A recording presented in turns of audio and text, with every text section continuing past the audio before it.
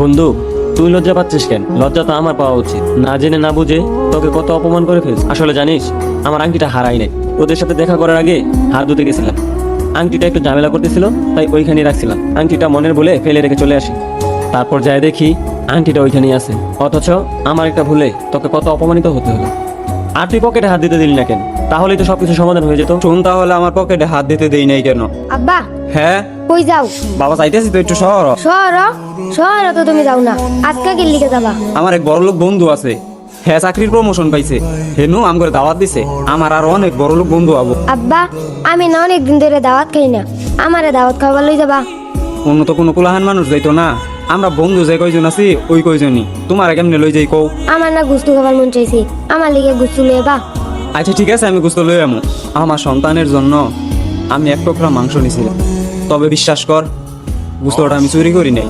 আমার ভাগেরটা আমি আমার সন্তানের জন্য নিয়ে এসে পড়ছিলাম। আমি যদি ওই সময় পকেটে হাত দিতে দিতাম, তাহলে আমি আংটি চোরের থেকে আরো বড় চোর হয়ে যেতাম। এইখানে শুধু আমি না, তুই সহ খুব ছোট হয়ে যেতি। আমার কাছে এক টুকরা গুস্ত চোর হওয়ার থেকে আংটি চোর হওয়াটা খুব সহজ মনে হয়েছে।